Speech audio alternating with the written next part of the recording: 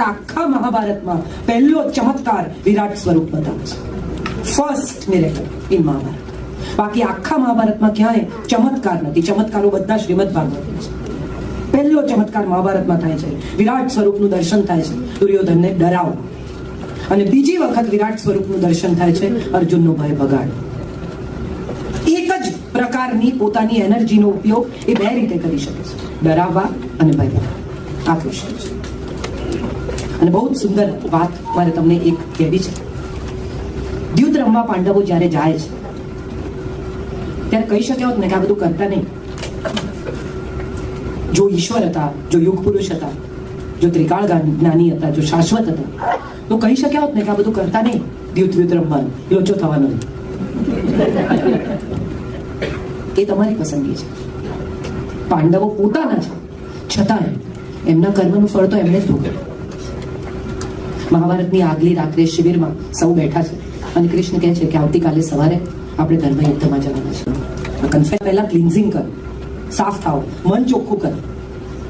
અને બધા એક પછી એક પોતાની વાત કહે છે. યુધિષ્ઠિર કહે છે કે દ્યુત મારી નબળાઈ છે, હું ન રમ્યો હોત તો કદાચ આપણે અહીંયા ન પહોંચ્યા હોત. ભીમ કહે છે કે હું બહુ જ સ્નેહ કરું છું દ્રૌપદીને, અને જો મને મળી હોત તો મેં કોઈ સાથે વેચી ના હોત, મારા ભાઈઓ સાથે લડી ગયો હોત. અર્જુન કહે છે કે મને નથી ખબર શું કામ, પણ મને એવું લાગે છે કે આ યુદ્ધ સાથે હું સંમત નથી. મારા ભાઈઓને મારીને, મારા જ પરિવારને મારીને રાજ્ય લઈને હું કોના પર રાજ્ય કરીશ? નકુલ કહે છે કે મારા તો ભાઈઓ જે કરે મારે કરવાનું. સહદેવ કહે છે કે હું કંઈ પણ બોલીશ તો એ ભવિષ્યવાણી કહેવાશે, હું કંઈક બોલવા નથી માંગુ. પછી દ્રૌપદીને પૂછે છે કે તમારો વારો. અને ત્યારે દ્રૌપદી કહે છે કે મારે ક્યાં યુદ્ધ કરવા જવાનું છે, મારે શું કરવા કન્ફેશન કરવાનું, હું શું કરવા બોલું? અને ત્યારે કૃષ્ણ કહે છે કે આ યુદ્ધના મૂળમાં તમે છો, તમે કહો. આ તમારી પ્રતિજ્ઞા છે જે સૌને અહીંયા લઈ આવી છે. અને ત્યારે દ્રૌપદી કૃષ્ણને કહે છે કે જો હું બોલીશ, જો હું મારી નબળાઈ સ્વીકારીશ, તો યુદ્ધ આવતીકાલે નહીં, અહીંયા જ થશે. આઈ લવ યુ. મેં આ કૃષ્ણાયનમાં પ્રસંગ મૂક્યો છે કે જો હું કહીશ તો અહીંયા જ યુદ્ધ થશે. એક દોસ્તની પરિકલ્પના. તમે કોઈ દિવસ આવું વિચાર્યું કે આજથી 5000 વર્ષ પહેલા એક સ્ત્રી પુરુષની મૈત્રીની પરિકલ્પના છે, વિશુદ્ધ મૈત્રી. ક્યાંય કશે કોઈ પણ પ્રકાર, ઘણા લોકો કે એક સ્ત્રીને એક પુરુષ કદી મિત્ર હોઈ શકે નહીં, એમાં કહ્યું કે તો લોચો ના, અત્યંત વિશુદ્ધ મૈત્રી હોઈ શકે છે. અને એનો દાખલો કૃષ્ણએ પૂરો પાડ્યો છે. સખી કહે છે, આમ તો ભાભી થાય, ભાભી નથી કહી કોઈ દિવસ, સખી કહી છે. અને જ્યારે 5 પુત્રો શિબિરમાં બળી જાય છે, અશ્વત્થામાં આગ ચાંપે છે અને દ્રૌપદીના 5 પુત્રો ત્યાં મૃત્યુ પામે છે, ત્યારે દ્રૌપદી ખૂબ ગુસ્સામાં છે અને કૃષ્ણને જેમ તેમ બોલે છે, ખૂબ એને અસહ્ય ગાળ દે છે. એને કહે છે કે તું અમને રાત્રે બહાર લઈ ગયો કારણ કે તને ખબર હતી કે કઈ થવાનું છે. અને કૃષ્ણ બધું સાંભળે છે. અર્જુન એને રોકવા જાય છે ત્યારે કૃષ્ણ કહે છે કે રોક નહીં, અત્યારે જે બોલી રહી છે ને મારી મિત્ર નથી, એ તારી પત્ની નથી, આ એક માં છે. અને એનો આક્રોશ નહીં નીકળી જાય તો એની અંદરથી નીકળીને આખા વિશ્વને બાળી નાખશે. એક માનો આક્રોશ નીકળી જાય, એ જે કંઈ કહી રહી છે એ બધું મને સ્વીકારી છે.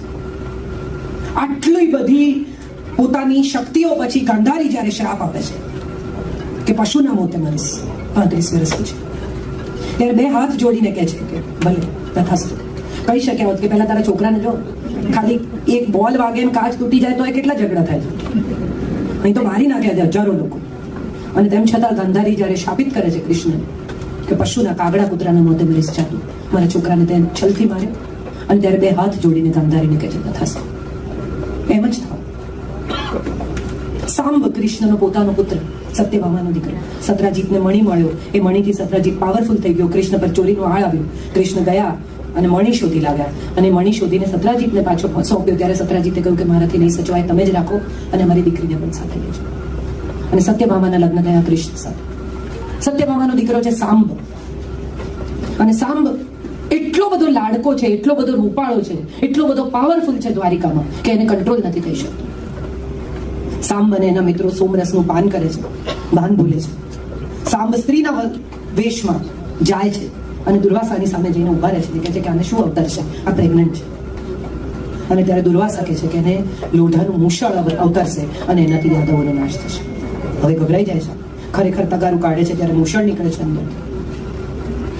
મૂષણના ભૂક્કા કરીને બધું કમ્પ્લીટલી એ કરીને પાણીમાં વહાવી દે છે, જે વહીને સામે જાય છે સોમનાથના કિનારે, અને ત્યાં એરકો નામનું ઘાસ ઉગે છે, ચીપિયા.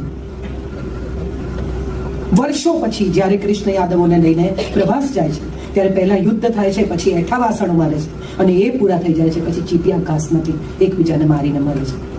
અને કૃષ્ણ જાણે છે કે આવું થવાનું છે. કેટલીક વાર knowing the truth and not being able to change it is the biggest pain of our lives. તમે વિચારો તો તમને સમજાય કે કૃષ્ણનું એમાં કેટલું બધું આવે: કર્મ, કૃતજ્ઞતા, કુશળતા, કલા, આર, રાસ, રંગ, રાધા. એકવાર એક કવિ રાધા પાસે ગયા અને એને જઈને કહ્યું કે ભાઈ આ બધું કૃષ્ણની જ કવિતાઓ લખાય છે, તારું તો કોઈ ગીત લખતું નથી, ચાલ હું 1000 ગીતો લખું, એમાં કૃષ્ણનું નામ પણ ના આવે. અને ત્યારે રાધાએ કહ્યું કે તમે રાધા લખો ને એમાંય 2 કાના આવે. કાનાને કેમ કાઢું મારામાંથી? ભાગવતનો પ્રસંગ છે. કૃષ્ણ ઉપર ચડ્યા છે, છાપરેથી ખસેડે છે નળિયા, અને હવે વૃષભાનુના ઘરમાં ઉતરવાની તૈયારીમાં છે.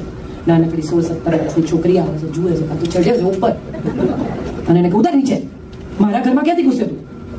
અને ત્યારે ઉપરથી કહે છે કૃષ્ણ કે ઉપરથી નીચે ઉતરે ને તો તારા, તું તો રાધા છે ને, આવ નીચેથી ઉપર. બહુ સુંદર કથાઓ છે આપણી પાસે કૃષ્ણ. મને જે સમજાયો છે કૃષ્ણ, મને જે ગમ્યો છે કૃષ્ણ, એનું માનવીય સ્વરૂપ બહુ ગમ્યું છે. As a human I have always loved it. એનામાં કરુણ, એક વિચિત્ર પ્રકારની કરુણા છે, ક્ષમાશીલતા છે, છોડી દેવાની વૃત્તિ છે. અનાસક્તિ માત્ર કહેવા માટે નથી, પોતે પહેલા છોડ્યું છે અને પછી બીજાને કહ્યું છે કે છોડ્યું. સો આઈ ઓલવેઝ ફીલ દેટ એનું એ માનવીય સ્વરૂપ છે, એની સાથે હું બહુ અટેચ છું. મને હંમેશા દ્વારિકાના કૃષ્ણ બહુ ગમે, કારણ કે એ પોલિટિકલી સ્કોલર છે. એવો રાજા છે કે જે રાજા રાજગાદીએ કદી નથી બેઠો, પણ એને આખી દુનિયાનું રાજ ચલાવ્યું છે. કિંગ મેકર છે. કિંગ હોવું જરૂરી નથી, કિંગ મેકર હોવું જરૂરી છે. To control is more important than to get control by someone else. ઘણું કહી શકાય, ઘણી વાત થઈ શકે, પણ એક છેલ્લો પ્રસંગ કહીને મારી વાત પૂરી કરી. કૃષ્ણ સૂતા છે, મહાભારતના યુદ્ધની પહેલાની સાંજ છે. દુર્યોધન અને અર્જુન બંને મળવા જાય છે, બંને મદદ માંગવા ગયા છે.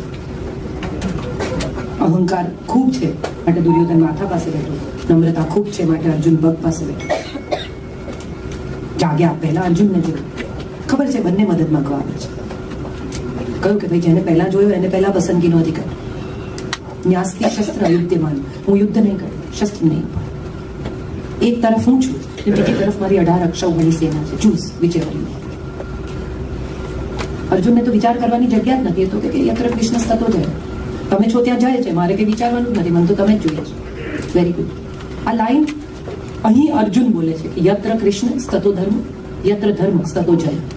જ્યાં કૃષ્ણ છે ત્યાં જય છે. દુર્યોધન ખુશ થઈ જાય છે કે મૂર્ખો, આ લડવાનું નથી, આ તો લાયબિલિટી કરશે કઈ નહીં અને પડશે માથે. અને પેલી 18 અક્ષૌહિણી સેના છોડી દીધી, ગાડા લોકો આવા જ હોય. સો હી હેપીલી ગોઝ હોમ. ધૃતરાષ્ટ્રને કહે છે બધું બરાબર થઈ ગયું, પેલા ગાડાએ કૃષ્ણને માગી લીધા અને બધું પતી ગયું, આપણે સેના આપણા પક્ષ છે. અને ત્યારે ધૃતરાષ્ટ્રની અંધ આંખોમાંથી પાણી વહે છે, અને ધૃતરાષ્ટ્ર એને કહે છે યત્ર કૃષ્ણ સ્તતો જય. એક તરફ અર્જુન કહે છે, બીજી તરફ ધૃતરાષ્ટ્ર કહે છે. બંને તરફ જ્યારે દુશ્મન અને દોસ્ત બંને જ્યારે એમ કે ને કે માણસ સારો છે, ત્યારે એમ માનવું કે માણસ સારો છે. સલીમ અંકલ, સલમાન ખાનના પિતા, હું જ્યારે સલમાન ખાન સાથે કામ કરતી હતી ત્યારે એમના પિતા એક કહ્યું કે માણસને ઓળખવો હોય ને તો એ જોવાનું કે એનો સ્ટાફ કેટલો જૂનો છે ને એના મિત્રો કેટલા જૂના છે. જો આ બે તમને પ્રમાણ મળી જાય કે એનો સ્ટાફ જૂનો છે અને એના માણસો જૂના છે, તો માનવું કે માણસનું ચારિત્ર્ય સારું છે, ટકી ગયા છે લોકો. તમને કોઈ ન જોતું હોય ત્યારે તમે જે રીતે વર્તો ને એ તમારું ચારિત્ર્ય છે. આપણે બધા પ્લેનમાં જઈએ, હું તો અહીંયા ફરું છું ત્યારે જોઉં આપણે બાજુવાળાને કેટલું સારી સારી કહીએ છીએ, પગ અડી જાય, હાથ આવવાના સારું. અને સવારના પતિ પત્ની બંને ઓફિસ જવાની તૈયારીમાં હોય અને પતિ અડફેટમાં આવે,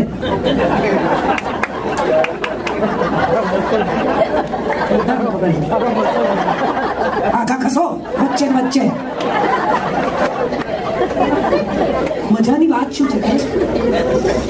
મજાની વાત એ છે કે જેની સાથે આપણે જીવનભર રહેવાનું છે એની સાથે આપણે સૌથી ખરાબ રીતે વર્તીએ છીએ.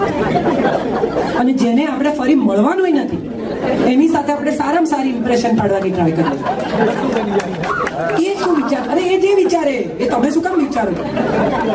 જેની સાથે આખી જિંદગી વિતાવવાની છે, your best behaviour should come there, not to the unknown person who's not going to meet you again. પણ આપણું બેસ્ટ બિહેવિયર ક્યાં આવે છે? અજાણ્યા માણસની સાથે. ઘરની ઉત્તમ ક્રોકરી ક્યારે નીકળે છે? બહારથી કોઈ આવવાનું નથી. આપણે તો ચાલે, પેલાને જોવાનું છે. That's the fun of it. કૃષ્ણની મજા એ છે કે સુદર્શન ત્યારે કાઢે છે જ્યારે શિશુપાળ 99 ગાળો દે છે. પત્નીને રોજ પીવડાવતા નથી કે કાઢો કાઢો, ત્યાં તો વાંસળિયા કાઢે છે, ત્યાં પ્રણય છે. અહીં પ્રણય છે. અહીંયા મારે ક્યાં યુદ્ધ કૌશલ્ય બતાવવાનું છે? અહીંયા તો પ્રણય કૌશલ્ય બતાવવાનું છે. અહીંયા તો 8 રાણીઓને કમ્પ્લીટલી સેટિસ્ફાઈડ રાખવાની છે. કેટલા બધા લોકો કે જે 16,000 રાણીઓ હતી ને બહાર બહુ બધા લોકોને જાત ભાતની આ વિશે લોકવાયકાઓ છે. સત્ય એ છે કે નરકાસુરને ત્યાં ફસાયેલી 16,100 સ્ત્રીઓને એમણે છોડાવી. અને વિમેન એમ્પાવરમેન્ટનો સૌથી મોટો દાખલો એ છે કે એમણે એમ કહ્યું કે તમે અપવિત્ર નથી, તમે કોઈ પણ રીતે અભડાયેલી નથી, તમે કોઈ પણ રીતે તરછોડાયેલી નથી. ક્યાંય પણ જઈને રહેજો ને કોઈ પૂછે તો કહેજો કે કૃષ્ણની પત્ની. આમ 16,108. He gave that power to rehabilitate these women in this society. That is what he was. એક સ્ત્રીને સન્માન ક્યાં આપી શકાય કે મારી પત્ની છે. તમે કેવી રીતે કહો કે ભાઈ she is my wife? That is where she is. એ સમયની સોસાયટીમાં એનું એક્સેપ્ટન્સ થાય, એ સમયની સોસાયટીમાં એ રિહેબિલિટેટ થાય, એ સમયની સોસાયટીમાં નરકાસુરને ત્યાંથી આવેલી અપવિત્ર સ્ત્રી તરીકે ન જોવાય. માટે આ કહું, વાંસળી કેટલી અદભુત ચીજ. એણે છોડી દીધી ગોકુળ, પછી શંખ લીધો. પણ વાંસળીની મજા શું છે? કેટલું સાદું વાદ્ય છે. આપણા, તમે એવું કોઈ દિવસ માર્ક કર્યો છે કે આપણા તમામ દેવો પાસે વાદ્યો છે? આ ભારતીય સંસ્કૃતિની અદ્ભુત પરંપરા છે કે આપણા તમામ દેવો મ્યુઝિક સાથે જોડાયેલા છે. એક પણ દેવ એવો નથી કે જેની પાસે એનું ઇન્સ્ટ્રુમેન્ટ નથી. they all are connected to music. આ તમામ, અને છતાં કૃષ્ણ એક જ એવો દેવ છે કે જે આનંદમાં નૃત્ય કરે છે. એવો અવતાર છે કે જે ડાન્સિંગ ગોડ છે, જે સ્માઇલિંગ ગોડ છે. એમણે કહ્યું સેન્સ ઓફ હ્યુમરનું મહત્વ. કૃષ્ણના જીવનમાં સેન્સ ઓફ હ્યુમર જ સેન્સ ઓફ હ્યુમર. ગોપીઓના વસ્ત્રો હરી લે છે અને ગોપીઓને કહે છે કે પ્રગટ થાઓ. એને જુદી જુદી રીતે જોવામાં આવે છે. પણ મને એવું લાગે છે, મારું ઇન્ટરપ્રિટેશન એ છે કે મિત્રને એવું કહી શકાય કે મારી શું શરમ, હું તને બરાબર ઓળખું છું, રહેવા દે.